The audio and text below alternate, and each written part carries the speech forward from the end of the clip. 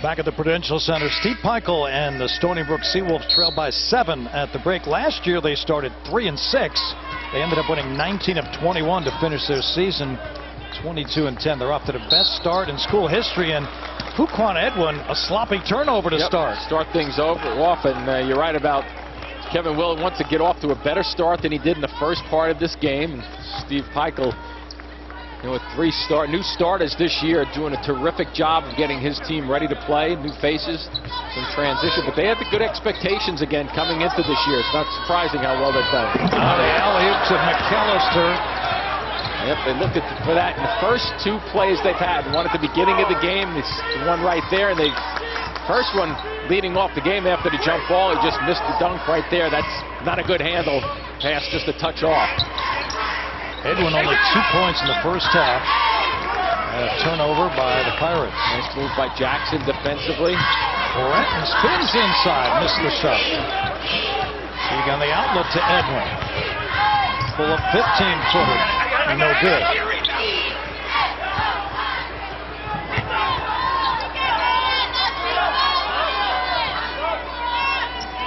Stony Brook will pull it out, take their time.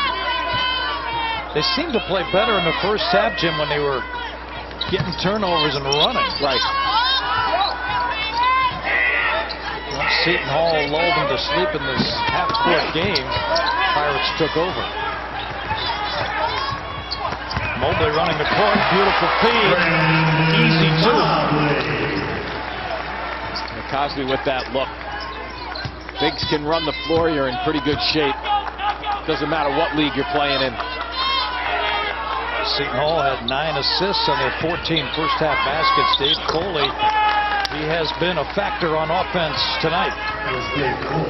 Almost said the same thing about the first half, didn't we? Coley warming it up early, nice little deflection. Into the game.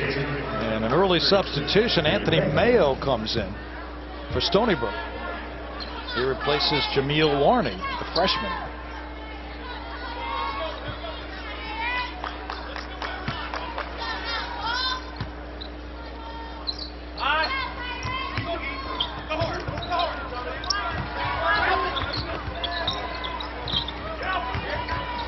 Minutes gone by here in the second half. Smythe misses off the back rim. McAllister saves it on the baseline, has to kick it out, taken away. Going nowhere, nobody home. Edwin attacking inside, and a whistle. Might be Breton, right? I think he has 3 now.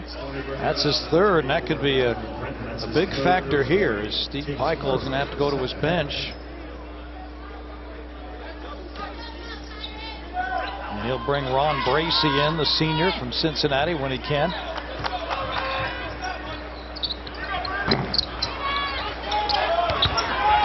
Teague on the offensive glass. Ball deflected, rebounded. And the Seawolves come up with it. Terrific work on the glass, though, by Seton Hall, but just getting nothing out of it. Coley will go to the line to shoot 2. Seton Hall found another. That's his first in the second half. Stony Brook did not shoot a free throw in the first half. This will be their first and second attempts. Seton Hall had a total of 3 fouls in that half, and part of that, Mike, is they were using a little bit of the zone, and Stony Brook, if you recall, was pushing the ball into the middle and then out, inside out, not attacking obviously a whole lot, indicative of the no free throws attempts that you just mentioned. Not going to win many games though if you don't get to the line. Coley's second one good, and he is having an outstanding night so far. 15 points. The only man in double figures for the Seawolves. Coley is guarding Edwin right now.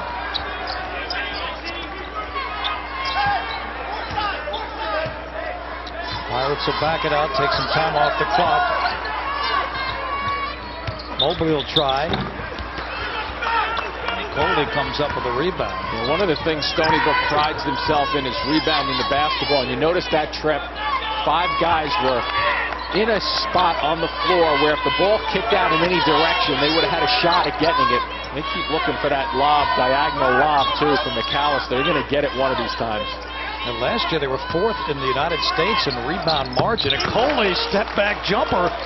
That's a patented shot for him.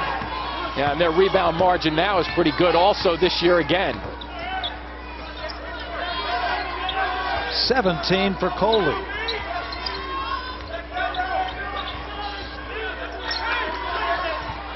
Edwin will try. And Edwin knocks it down. It's a 3-ball.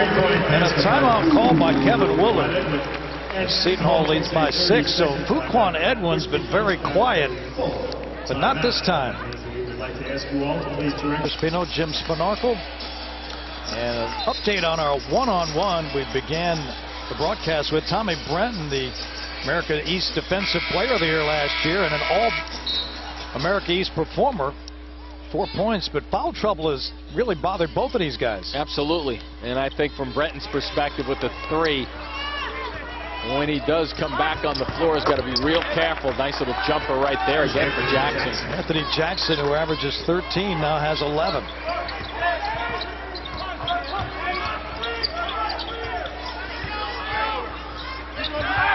We touched on, Mike, you know, Stony Brook has played Connecticut well, Maryland okay. Smythe off the back rim. And boarded by Jameel Warney, who averages 7.5 rebounds as a freshman.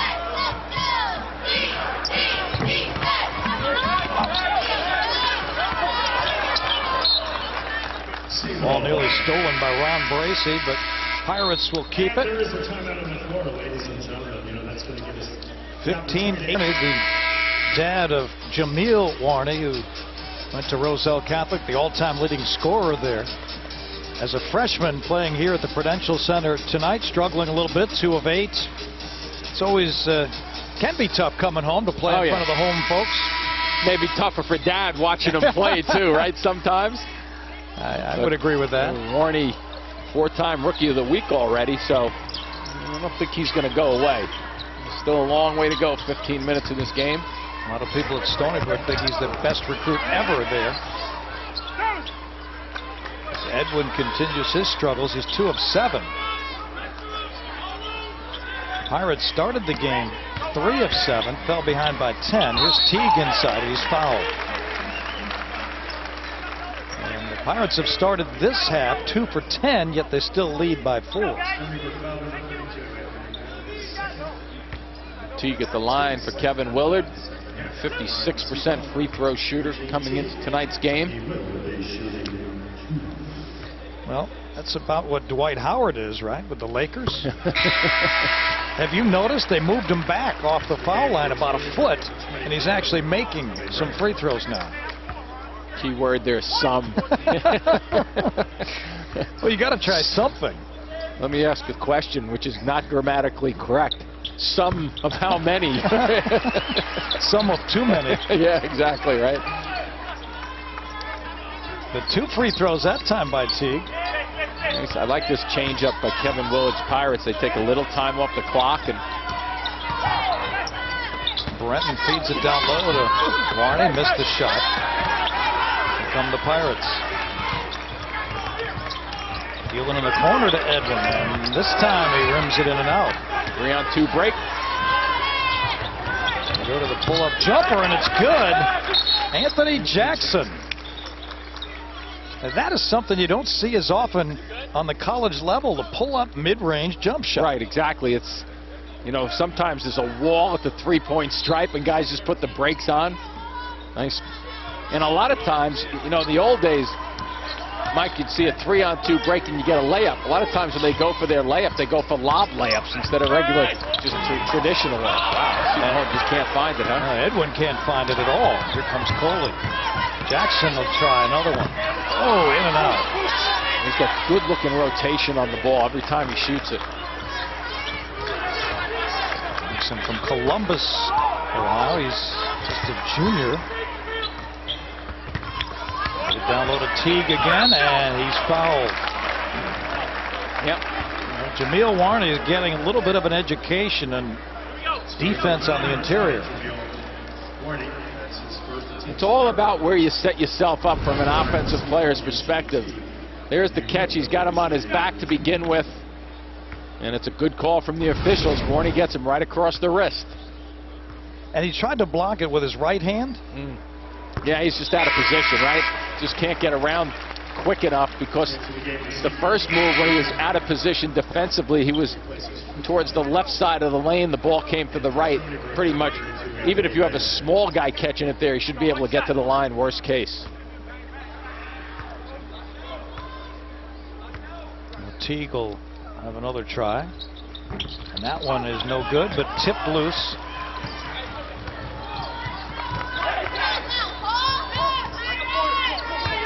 Teague has 12 points.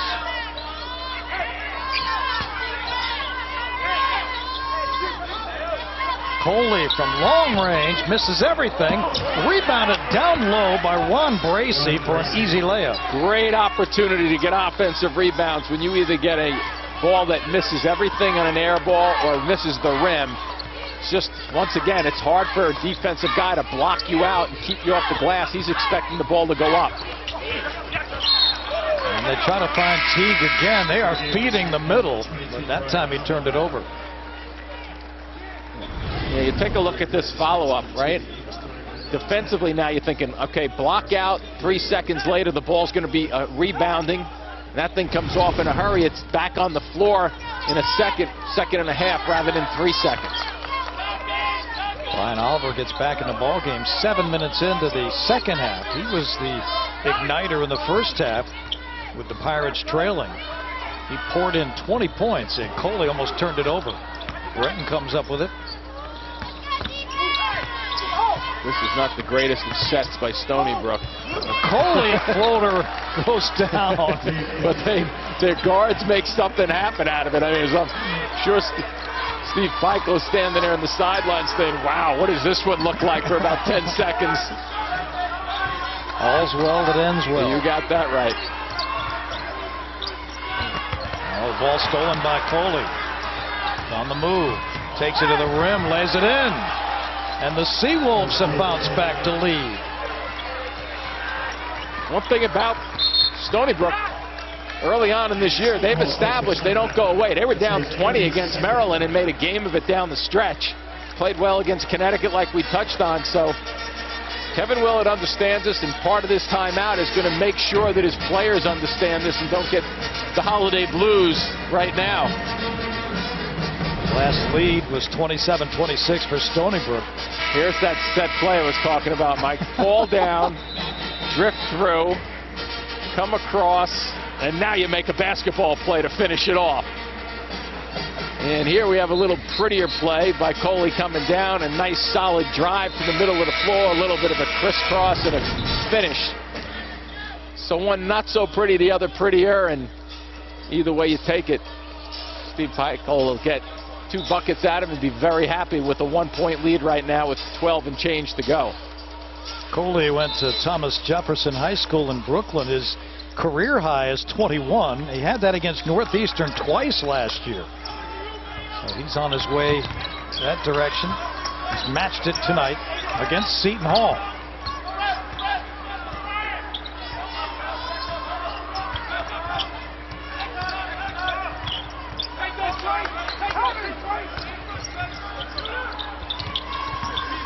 Oliver trying to get a shot off, in some trouble.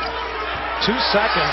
Mayan's got a fire. It's no good. And run down by Oliver. I think Oliver was thinking shot just then, Mike, as he came across the corner, the side, around by the sidelines, just in the way he was shooting the ball in that first half. 7 of 10, 6 of 8 for 20 points. Midland ducks behind the screen, and they'll reset.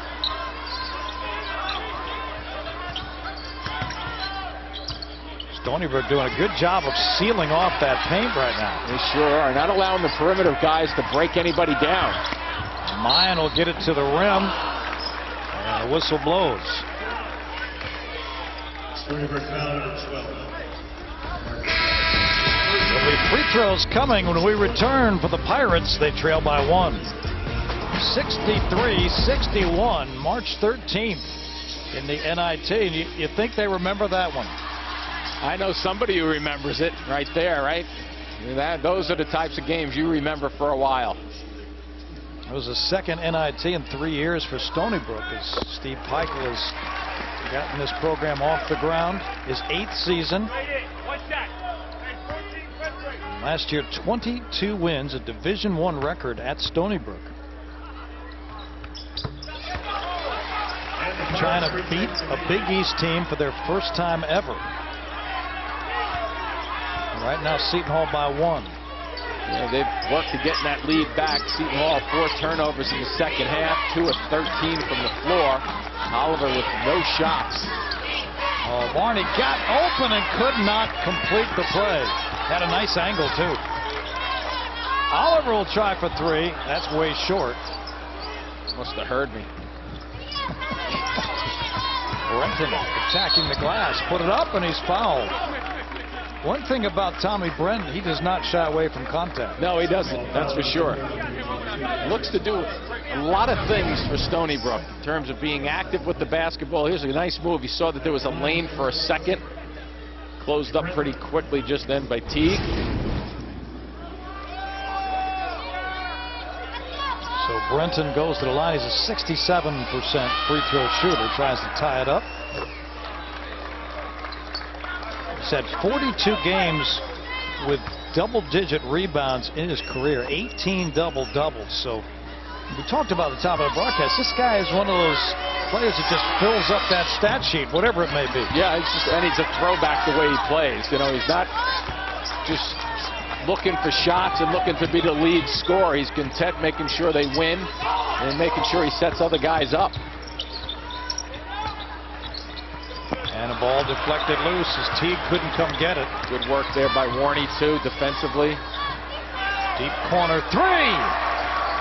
Knocked down by Marcus Rouse, the senior from Upper Marlboro, Maryland. And now Stony Brook leads by 3. That's the way they play it, though, defensively. And Warney made a very good play in the middle of the floor just then to trigger that fast break.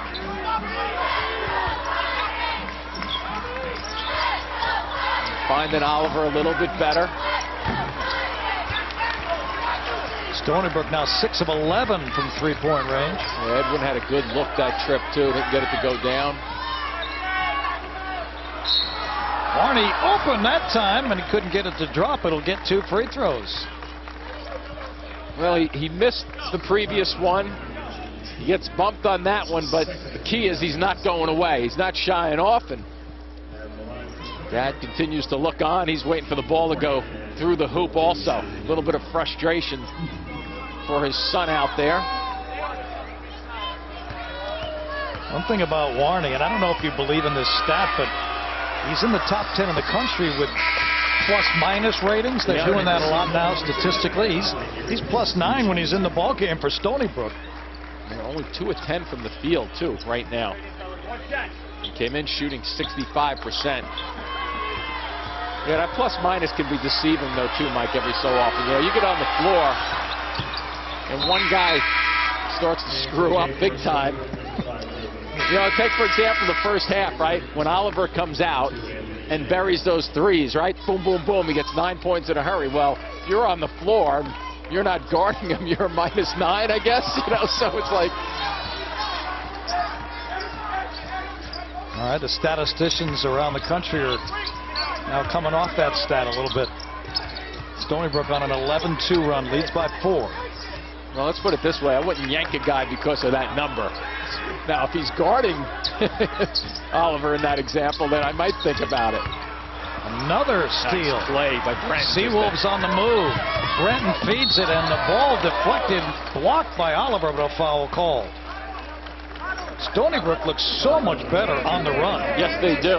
And you know, defensively, Steve Peichel has this team playing very nice team basketball from a defensive standpoint, and they understand when their teammates are going to get the ball, they get out, and I refer to it as almost like cheating to half court. When you get fast breaks when you're successful, it's usually the guys who get to half court first and quickly that can get themselves positioned for a run out and get the angles coming down the court. Anthony Mayo's second one good. Look out for the Stony Brook program. They're pouring over $20 million into a renovation on their basketball facility on campus. They just built a new stadium for baseball, got to the College World Series. Yeah, their sports programs are really upticking, aren't they? The Seawolves are a force. And Hall needs to respond right here. And here's the man they expect that from, Fuquan Edwin. 10 seconds to shoot. Stony Brook by 5. Now they're in trouble. Cosby's got to launch one. Well off the mark. Let's see how this works its way down, Mike, because right now, you know, as you touched on, running Stony Brook looks comfortable. I think right now, comfort levels, I'd give Stony Brook the advantage here in terms of momentum and the comfort of how they're executing both ends of the floor. Let's see if Seton Hall can make a change, get something going.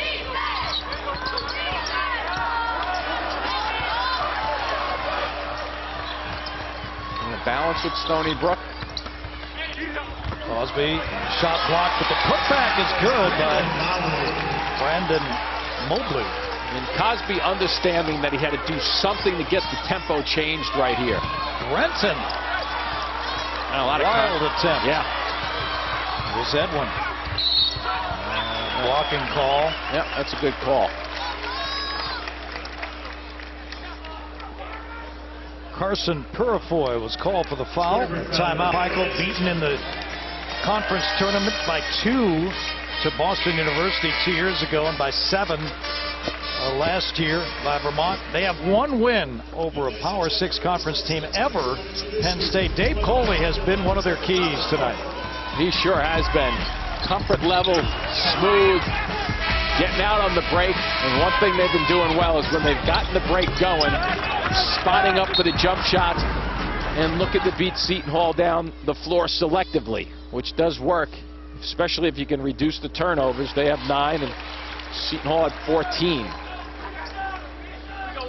Edwin's free throw good. They're 9 of 12, the Pirates. Stony Brook 5 of 8. And that one won't go in, but nice play by Kyle Smythe, and now a chance to get the lead, but he's short.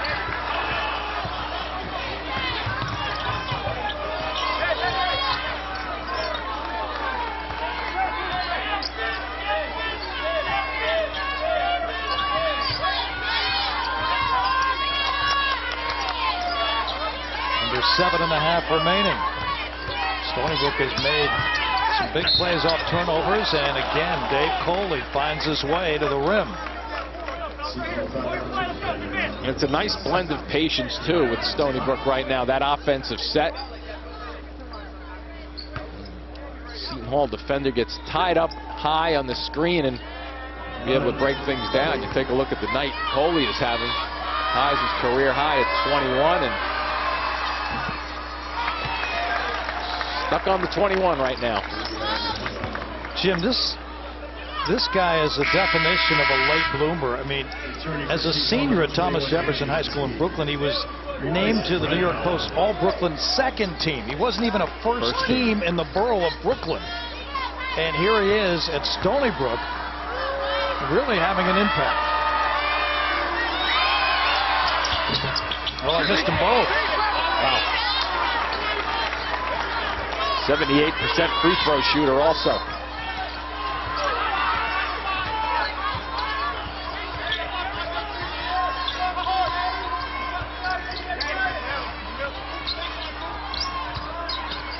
Trying to work it into Teague. They get it to him. He's triple teamed. Yep. Good activity on the zone right now. And you know what? It might be man-to-man because Seton Hall's not moving around that much. Smythe again. He hasn't been able to connect. You wonder if he goes back to Oliver or not, right? Smythe has yet to hit on 5 attempts. Nice screen. Great screen by Brenton just then. And Anthony Jackson having an outstanding night. Expands the Seawolves' lead to 4. Basic basketball here, Mike. Watch the screen. It's timed well. big doesn't come up quick enough. I think that was Teague there. Didn't react fast enough. And guards love to get a screen up high, especially in your shooting range. And then if you get that one dribble as a right-handed shooter going to your right, Steve Pikiell will take that shot all night long coming down the stretch. Anthony Jackson now has 15 points, is 6 of 9. Wow, little difference there, huh, Mike? Edwin, 19 points per game coming in, only 6 right now. And the three-point field goal has disappeared from the Pirates' arsenal. 7 of 13 in the first half, 1 of 12 here in the second.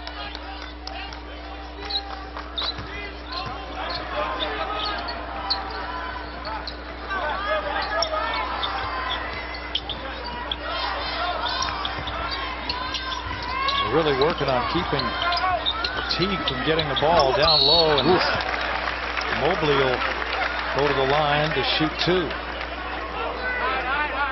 Mobley filled the middle of the floor very nicely just then. When your post-up player on the other side, on that side, the left side, gets it and starts to get double teamed, don't stand around and not make yourself available. Find the spot where he can see you.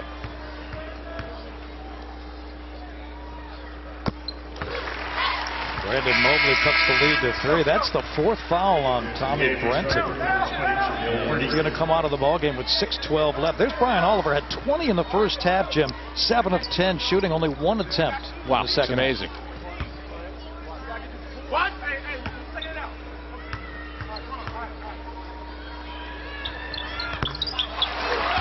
Mobley has them both. So Brenton now sits down.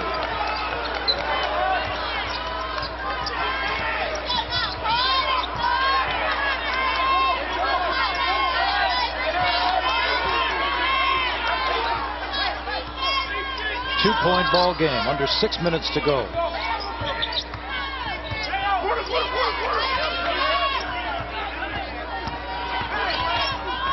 They make the extra pass, don't they? Shot clock winding down. There's 4 to shoot. Coley trying to get loose. He can't do it. Fires it up and he's blocked. Now Mobley was in the right spot, so I don't want to knock his defensive effort there because he played that well and timed it well. I don't think he's going to get many easier block shots this season than that one. But his positioning set it up for Kevin Willard's team. Let's see if they can react down a bucket right now. Teague, power move inside, draws the foul. Quick feet. He's got to work at catching the ball, and it's not thrown right at him, but his footwork is terrific in terms of the quickness and making the move and getting something out of it. Teague was part of the Missouri Valley's all-rookie team at Southern Illinois. Played 19 games there. Weighs 290. He is a load, and Brenton comes back. List him at what, 290? I think they have him listed at, right? 290. I mean, he looks like he could be an offensive lineman with the Giants or the Jets. And he is shot the ball well from the free throw line. Got 14 points. We're all tied. Yep. 5:20 to go.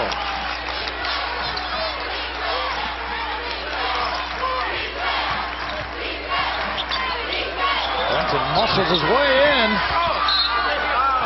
And it's off of Seton Hall. Brenton trying to find a way to lead his team to victory, just trying to get himself in a position to either get to the line or get that bucket just a touch too hard with that banker straight on. New shot clock. I wouldn't go away from Warney either, Mike, you know, coming down the stretch. He's just had some balls that have rolled out on him, but... Turnover. Give it up, give it up. Oh, good kick. That's a good break there with the kick for Stony Brook, because that was going to be a 2-on-1, which was turning on to a 1-on-0 fast break for Seton Hall.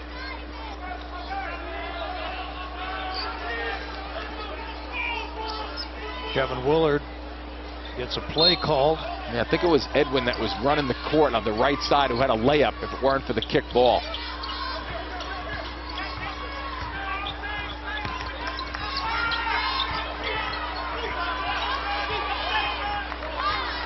Plenty of time to shoot.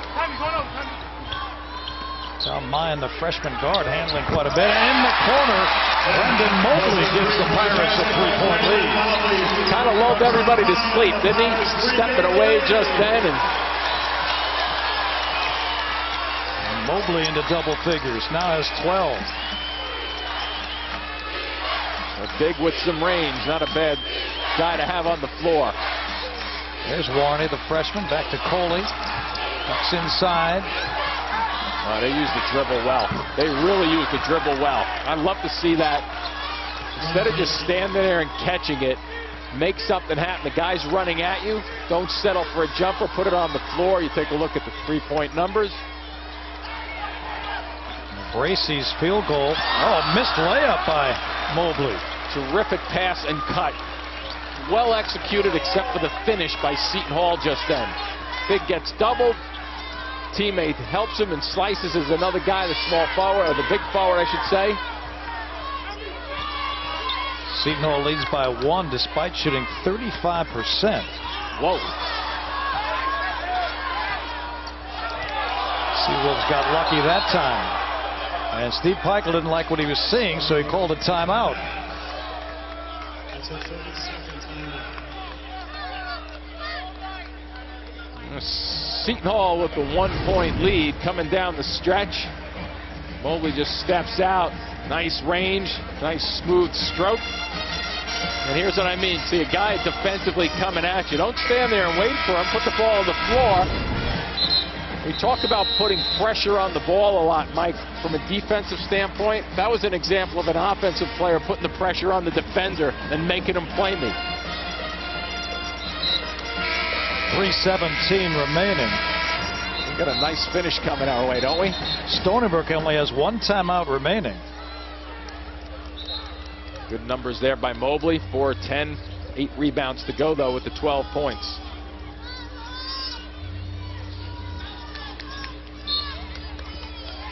Seton Hall with 2 timeouts. Mid-range jumper doesn't go down. Edwin comes up with it. Nice work by Edwin, making sure that he seals the right side.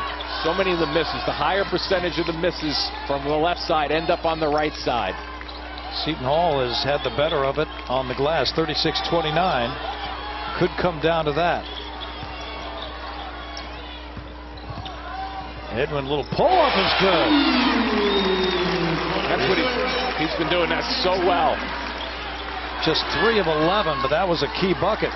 Sure was. He's the guy that they're leading scorer with 19 a game. They expect him to come, don't disappear, stay with us the entire way.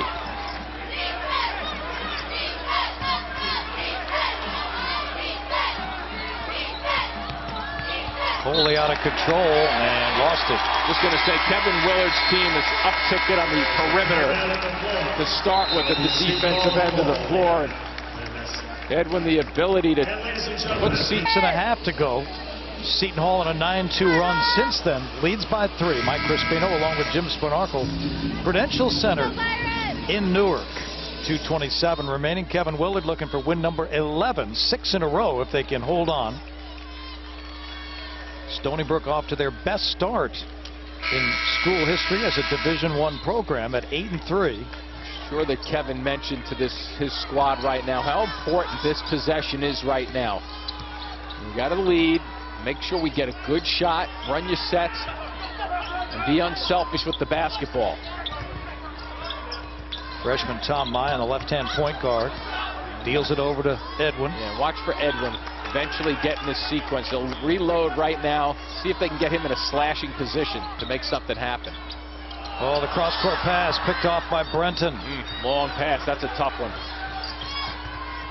Deals to Coley, doesn't shoot it.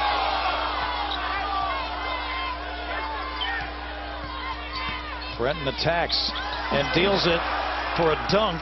Well done. Anthony Mayo finishes. 1-point game. There's Tommy Brenton at his best, though. Beautifully done. put the ball down on the floor, make the defender play you, and especially on the second guy, the big. Get it to Edwin. Guarded by Coley. And at 20 left. Edwin lost it. And Stony Brook has it. 2 turnovers the last 2 possessions.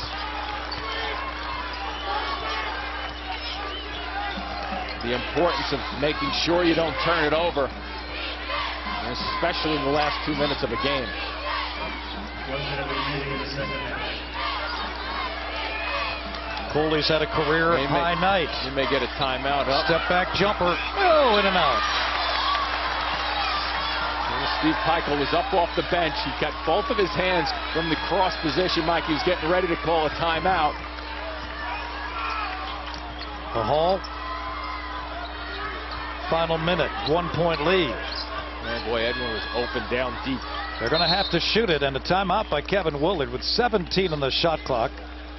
32 left in the game. Tonight's Big East basketball game is brought to you by PNC Bank, for the achiever in you.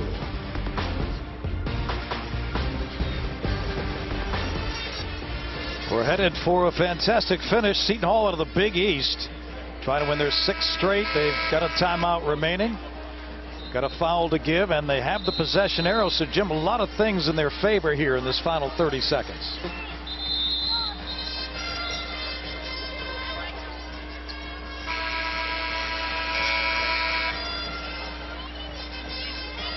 As Kevin Willard had a chance to talk it over. Plenty of time to get into a good play. Yeah, there's no question about it right now. And you look the other end. Stony Brook with 17 fouls right now. Judgment has been made. You play this out. Don't pick up a silly one. There's the slash. Edwin floats it up. No good. Tipped up. And the Seawolves have it. Final 19 seconds. They have a timeout. And let's see. The timeout is called And Stony Brook takes a timeout. by Steve Peichel. 17.4 seconds away from their biggest win in school history. Well, you get Seton Hall with the cross, and here's what they're looking for: a little slash to the basket, and just not enough over the front rim, and that's up for grabs. Edwin has a shot at it again, and right here with the timeout called, they had some numbers, but you know what? It's a good call, though, from the sidelines, because you can't anticipate.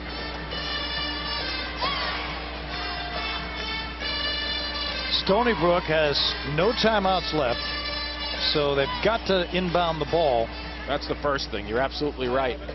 Now, will they hold it for most of the clock, or will they try to shoot it and rebound it? Oh, with me, the way I play that, it's relatively simple. I want to make sure I'm shooting this ball probably. I don't want to force up a shot, but I want to get a shot up within the first 7 seconds. And if I miss, I go after the offensive glass.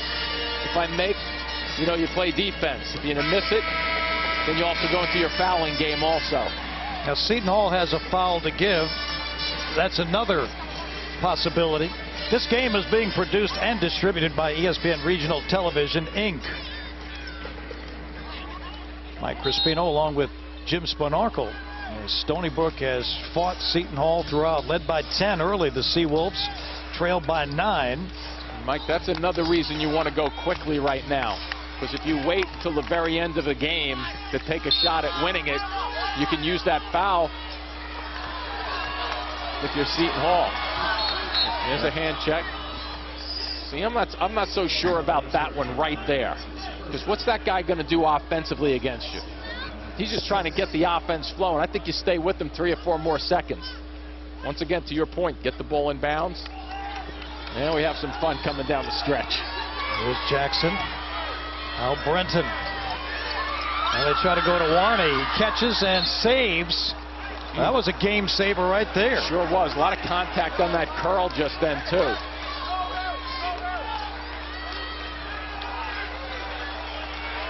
Now 3.6 seconds left. Not much time. Crowd on their feet. And a ball deflected out of bounds. 1.3 left. Boy, Breton was going for it, wasn't he? Missed the follow-up shot in last year's NIT game.